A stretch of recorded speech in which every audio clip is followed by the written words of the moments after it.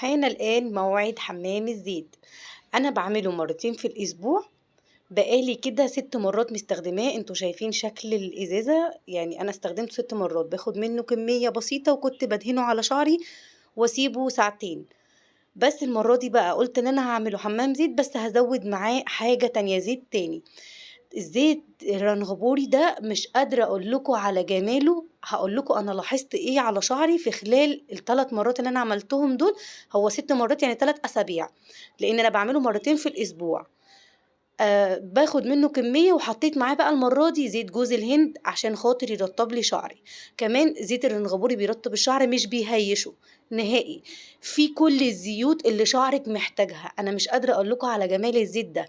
أنا لاحظت كمان رغم إن هو للإنبات فقط، إن هو كمان طوّل لي شعري، يعني هو بيطوّل الشعر وبيتقّله، ولو أنتِ عندِك صلع وراثي يبقى أنتِ تستخدمي زيت رنغبوري.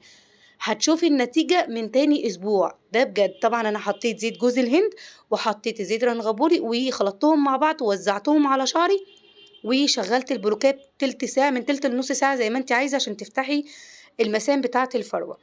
زي ما إحنا متفقين البروكاب مش بنعرّضه على شعرنا على طول، إحنا بنلبس باندانة قطن أو أي بندانة عندِك، أنا مخصصة بندانة للزيوت، وبعد كده بتحطي البروكاب سيبيه نُص ساعة هيفتح لِك المسام، وهيخلّي شعرِك يستفاد أكتر منه، كمان الزيت قوّى لي شعري جدًا، جدًا، أنا حاسة إن الشعراية بقت قوية ما شاء الله، لإن طبعًا بعد الحمل وبعد الولادة والكلام ده كلّه بيبقى عندِك تساقط في الشعر. عايزة أقول لِك إن التساقط ما بقاش في تساقط نهائي، أنا كان شعري بيبهدل البيت حرفيًا بسبب التساقط بتاع الشعر، والمشط لمّا كنت باجي أسرّح شعري كان بُص كمية بتبقى كبيرة، يعني أنا كنت زعلانة على حاجة زي كده وكان بيُقع بطوله. التساقط قَل نهائي ده بجد، يعني أنا مش لاقية تساقط، يعني الشعرتين اللي بينزلوا ده الطبيعي اللي هي كام شعراية بيتساقطوا معاكِ عشان بيجدد لِك الشعر.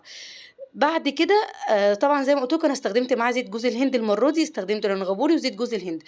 الفراغات أنا عندي المنطقة دي كانت فاضية تمامًا، تمامًا وده بجد.